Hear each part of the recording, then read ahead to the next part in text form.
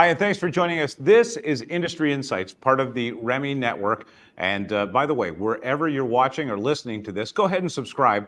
We have all kinds of great interviews. Every single episode brings an expert from the field about a topic and a discussion that's important to the industry. And so we'll recommend to you. Go ahead and even hit the notification button if you're watching on YouTube. And the next time one of these arrives, you'll be notified. Today is no exception to the rule that we have on great guests. A very, very important part of the industry has come to the table with some new standards. And of course, that means we need to speak to the Canadian Standards Association, CSA. Joining us now is Penn. Hi, Kay. How's it going? Great, Mike. Thank you for having me today. It's a pleasure to be here. Oh, delighted. Thank you. Can you tell us a little bit about the CSA Group? Yes, certainly. CSA Group is a global organization that's dedicated to health, safety, and the environment. And our business is made up of two areas. We have our standards development, and we also have our testing and certification. We're the largest standards development organization in Canada, and we're also a leader in standards research, education, and advocacy. So essentially, CSA standards help to ensure that there's quality and safety in the different services, products, and systems that we come across every day, whether it's at home, at work, or at play.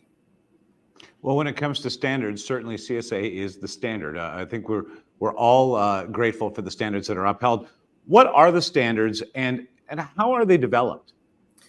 Okay, standards are basically agreed upon ways of doing things in order to achieve a common purpose. They are guidelines and established technical requirements that for different fields that we develop for different fields. The CSA standards are developed through an accredited process and are based on consensus and transparency. And our standards are drafted by expert volunteers and people with lived experience that represent different industries and different interests. That's interesting. So the people that actually come up with the standards are the people that have the experience with that on a day-to-day basis. Exactly. How are the standards implemented? Once you've got the idea and you've come up with the standard, how do you implement them? And at that point, do they become mandatory? Oh, that's a good question.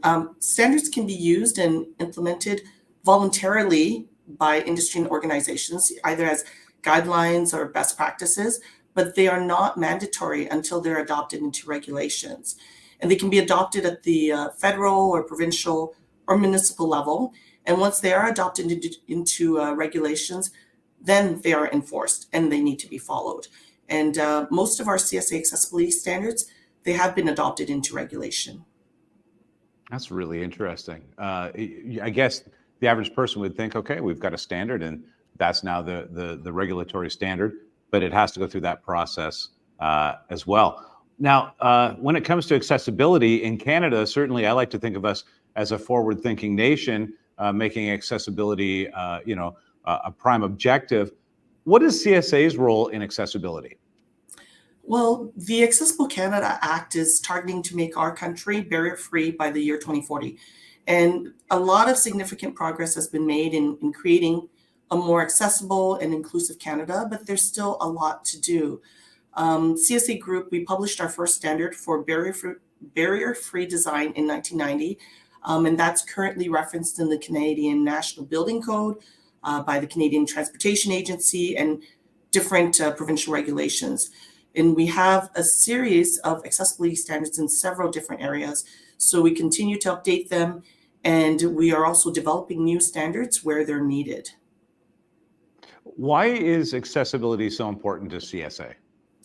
Well, we've been developing accessibility standards for decades, and accessibility continues to be one of our focus areas for standards development at CSA. We know that standards play an important part in helping to build a barrier-free Canada, and we intend to continue playing a key role on improving the health and safety and quality of life for people living with disabilities.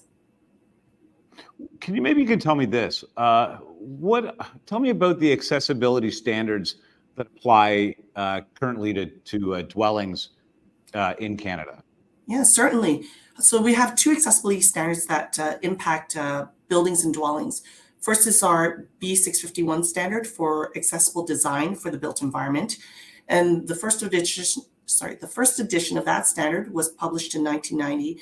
It focused on how buildings were designed and built and how different products were made so that they could be used inside the accessible buildings. It included items such as installing ramps at main entrances or widening doors or expanding washroom stalls or adding handrail extensions. And looking back today, those recommendations in the first edition, they seemed rudimentary, but they were important elements that helped to improve the overall access to private and public spaces for people with disabilities. And they really represented a significant step forward. And since the first edition, the B651 standard has substantially evolved. And now we're on our sixth edition of the CSA ASC B651 standard. And in this edition, the CSA Technical Committee updated the requirements to make buildings and the exterior built environment more accessible and safer for people with physical, sensory, or cognitive disabilities. And also a third of the committee is made up of people with living with a disability. And maybe I'll share a few of the key changes in the standard. If you wouldn't mind. So these are the key changes to B651, ever evolving. These are the most recent changes? Yes. And so some of the changes, first, there were significant revisions to the various dimensions throughout the standard. They were updated based on current anthropometric data that now exists. And it provides updated guidance on functional and cognitive barriers. It recommends that spaces are designed with simple and logical layouts and with consistent features. So for example, the location of washrooms should be the same on each floor. And it also provides guidance on minimum color contrast for different surfaces. It includes recommendations on measuring excessive noise interferences and also recommendations on having improved lighting inside the buildings and in the exterior environment. So these are just a few of the changes, but there were several other major updates as well. Those are very forward-thinking updates based on what we've learned more about accessibility and people's needs over the last 10, 15 years. It's very amazing to hear these standards coming into place. Yeah, and I could maybe provide a little bit of an update on our new standard B652 as well. That'd be great. Okay, so the second standard that we developed this year is a new standard. It's the CSA ASC B652 standard for accessible dwellings. And it supports the accessibility needs of Canadians, where it relates to design, construction, and renovation of homes. So it applies to all kinds of dwellings, including detached or semi-detached homes, duplexes, townhouses, apartments, condos, etc. The standard provides guidance on how to give every person who lives in a home access to the essentials for daily life. And some of the accessible home design recommendations, they include things like area allowances for rooms or for spaces in the home, best practices for operating controls, such as light switches or buttons for appliances and faucets, recommendations for floor and ground surfaces and headroom and protruding objects. And it also provides recommendations for lighting guidelines and accessibility features for each room. And there's also a complementary implementation tool for the B652 standard. It's an interactive PDF so it uses the requirements of the standard to show people the accessible design elements of the different spaces inside a home. And so this tool, along with both the B651 and B652 standards, are available for free download on our CSA website, which is csagroup.org. And you can also find additional resources there. Very cool. Okay, now looking ahead, accessibility is obviously a major focus. How will this become a developing focus for CSA in the future? Well, over the next decade and beyond that, CSA Group's planning to work in step with industry and with regulators to help ensure that our portfolio of accessibility standards continues to strengthen. We're going to keep updating our existing standards so that they stay relevant, and we're going to develop new standards to meet emerging needs and gaps.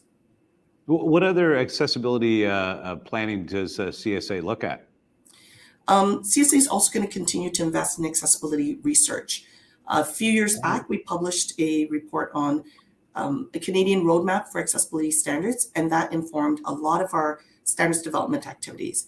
And more recently, we completed other research publications on topics ranging from platform lift designs for powered wheelchairs to new technologies on kiosks and how they impact persons with disabilities. And that's just to name a couple. We also have a CSA site that's dedicated to our work in accessibility, and there you'll find the research reports, standards publications, and other tools that we've developed. So we're going to continue raising awareness on the topic of accessibility. We're going to continue providing knowledge through our standards and educational tools, and we're going to promote learning. We're also going to continue to collaborate on standards development initiatives with government, with organizations that represent persons with disabilities, and with other standards development organizations, because we're all working towards a common goal. It does seem to be something where in a sector, if anybody can be collaborative, it would be a standards association, making sure that we're all safe and getting the best and brightest information from around the world and from other organizations. That's incredible. Kay, is there a way that people can get involved in contributing to the accessibility standards in that process? Yeah, absolutely. CSA Group is always looking for new volunteer members to contribute their expertise and their lived experience to help develop accessibility standards. We post notices of intent whenever we begin development of a new standard, and we issue public calls for participation whenever a new standard development committee is formed. And there's also other ways to be involved, such as sharing your feedback during the public review process when we post our draft standards for review and comment. And you could also take part in workshops or consultations.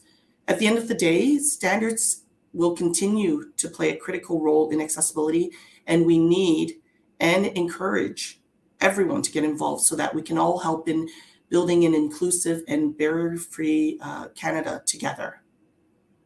It certainly is nice having CSA Group looking out for us, and certainly also looking ahead for us as Canadians with accessibility needs and many other standards. Kay, thanks so much for addressing this, and the change is so important for people to know to these various standards. It's been very informative, and I greatly appreciate it. Thank you so much. It's been a pleasure.